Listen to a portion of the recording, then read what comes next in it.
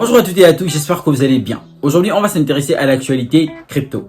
Entre ce qui se passe chez Binance, la guerre en Israël et son impact sur le marché financier de façon générale et crypto en particulier.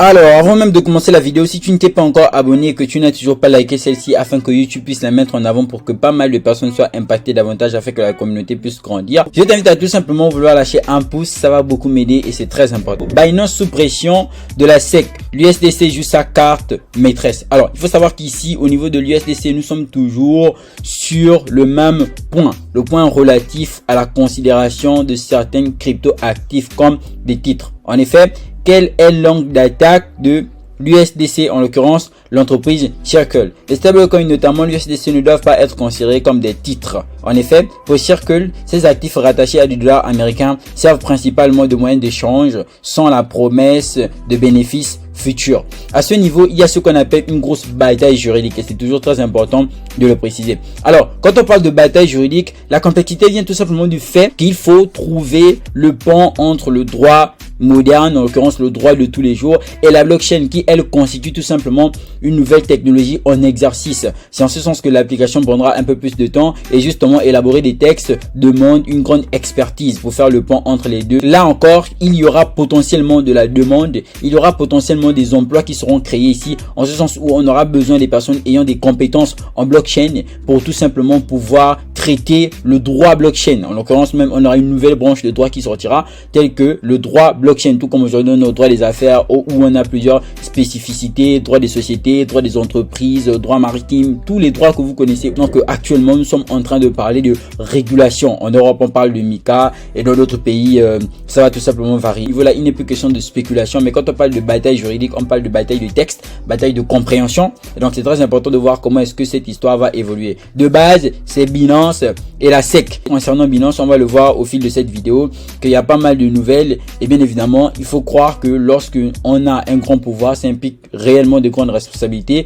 C'est vraiment à se demander si Changpeng Zhao trouve le sommeil. Alors, d'accusation en accusation, l'exchange crypto Binance est saisi de nouveau de fraude, Ponzi et autres violations. L'exchange crypto Binance vient de tomber dans les mailles de la justice brésilienne alors qu'il s'affaire pour conquérir le marché brésilien, une affaire qui pourrait entraîner la fermeture de l'exchange crypto éclate.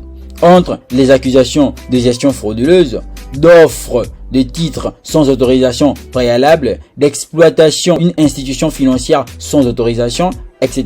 Sisi risque l'inculpation. Les détails dans la suite. Alors ici, on a pratiquement le scénario au Nigeria, d'accord? C'est pratiquement le même scénario qui s'est effectué au Nigeria.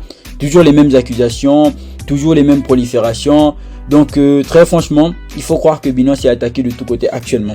Binance est accusé d'avoir facilité une arnaque crypto de type Ponzi. Les accusations du Congrès brésilien contre Binance peuvent, si elles s'avèrent, signer à la fin du règne à peine commencé de l'exchange crypto au Brésil.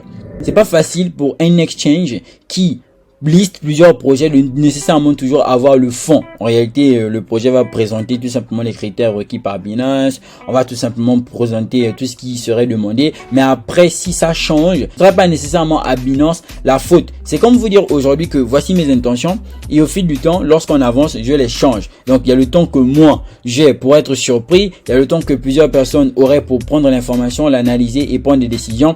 Donc, quoi qu'il en soit ici, si on parle d'arnaque Ponzi, ce serait potentiellement pas la seule arnaque. Mais comme Binance est sous justement le feu des projecteurs actuellement, pas étonnant qu'on utilise tout ça aussi pour créer ce qu'on appelle le feud. Binance a effectué environ 191 millions de dollars de transactions au Brésil. Elle soutient que les institutions de régulation brésiliennes n'ont aucune information sur l'identité des clients ou sur la légalité de l'origine des fonds.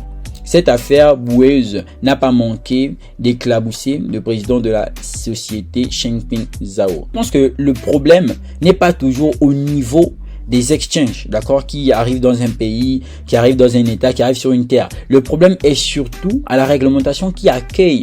Bon, nous on s'installe, on arrive. on s'installe, on commence à faire tout simplement, à proposer nos services à la population. Ce sont quelques mois plus tard que vous venez nous dire que nous sommes en infraction et tout les consorts. Donc ça sous-entend ici qu'il y a tout simplement un problème au niveau du suivi.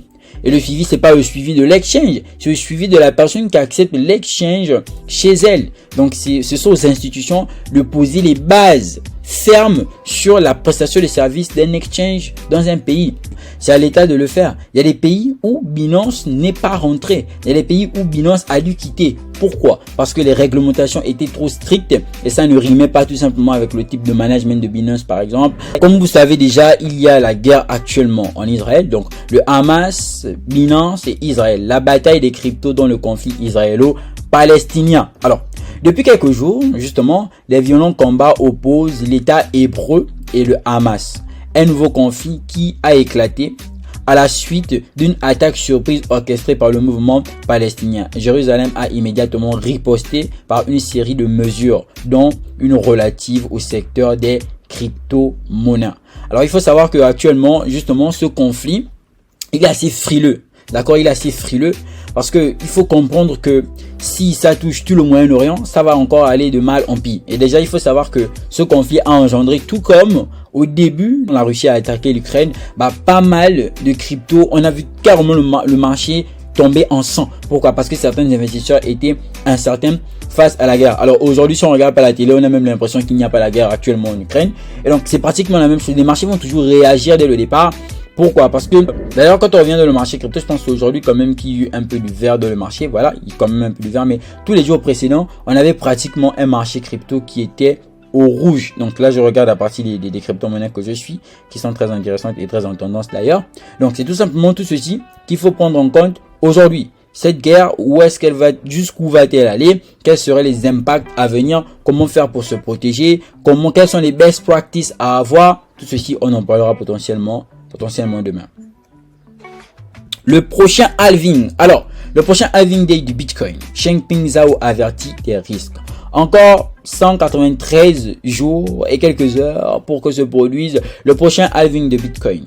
L'exchange crypto Binance vient d'ajouter à sa page d'accueil un compte à rebours qui indique la date précise à laquelle l'événement aura lieu. Sur la question, Sisi fait une annonce à l'endroit des investisseurs. Chaque 4 ans, on va pas revenir sur ça, on sait déjà ce qu'est le halving day de Bitcoin. Alors, selon Sisi, les mois précédents de halving seront marqués par un battage médiatique de l'anxiété, des attentes, etc. Il pense que le prix du Bitcoin atteint généralement un sommet historique ATH après l'année qui suit celle du halving. Certains parlent même de BTC à 148 000 $. Toutefois, Sisi invite les utilisateurs à rester la tête froide. Selon lui, il ne faut pas établir une relation à cause à effet systématique entre l'ATH du halving day du Bitcoin en se basant exclusivement sur le passé. Bien évidemment, les compétences passées ne déterminent pas toujours les compétences futures. Donc ça, c'est aussi très intéressant. C'est un très beau rappel d'ailleurs. Je vois que tout le monde est actuellement très actif sur le halving day. Et vous voyez que le halving day ne signifie pas nécessairement explosion. On va pas revenir dessus, on en a déjà largement parlé. Vous avez vu ce qui s'est passé avec le halving day du LTC, en l'occurrence du Litecoin. Quoi qu'il en soit, on va toujours observer un an après le halving day de Bitcoin, une hausse. C'est toujours très important de le mentionner. Bon, en tout cas, avec l'apport de liquidité qu'il y a actuellement, on attend tout simplement un marché crypto très haussier dans les années à venir. Binance accusé de lien avec le Hamas en plein assaut sur Israël. Je vous demandais tout à l'heure si est-ce que Sisi dormait réellement. Voilà. À peine la guerre a éclaté, il est maintenant accusé. Voilà, c'est comme ça. Du coup, de même, si Gary Gensler chute le caillou, on va dire que Binance avait mis le caillou sur la route. S'il avait mis le caillou sur la route, Gary Gensler a chuté. Si Jérôme Powell, je sais pas moi, demain, il augmente les taux d'intérêt à plus 100, on va dire que oui, c'est à cause de Binance. Franchement, actuellement, il y a tellement de nouvelles qui sont là pour s'aimer la panique. Par contre, c'est comme je vous disais, on avait une liquidité en baisse sur les altcoins en ce qui concerne le marché crypto. Donc, est-ce que le marché est en crise? Il faut savoir qu'il y a la corrélation particulière et la corrélation générale. Quand on dit corrélation particulière, c'est le lien qu'auront les altcoins avec Bitcoin. Mais il faut aussi comprendre que Bitcoin a une corrélation avec le dollar américain. Une corrélation diamétralement opposée. Par conséquent, si le dollar monte, Bitcoin aura tendance à chuter. Si Bitcoin augmente, le dollar aura tendance à baisser. Donc il y a des corrélations intermarchés, tout comme il y a des corrélations à des niveaux particuliers et bien segmentés. Tac, tac, tac. Ok. Donc là, en un jour, on a quand même du vert, mais je vous assure quand même que en semaine, voilà, comme vous pouvez le remarquer, on avait du rouge. En mois, bon, le mois précédent, ça a été un mois qui était très intéressant, en l'occurrence le mois de septembre. Et donc, voilà un peu de façon générale, on avait des projets tels que le LQTY prendre 74%, le TRB 75%. Donc, ça a été un marché très ouvert. Donc là, il y a encore certaines crypto-monnaies qui font du pump et tout, etc. Bon, bref. Voici un peu de façon générale l'actualité. On est entre la guerre et les attaques sur Binance. J'espère donc que cette vidéo t'a été très intéressante. N'oublie surtout pas de liker, commenter et partager. On se retrouve très bientôt dans une nouvelle prochaine vidéo. Bienvenue sur Crypto. Allez, peace out.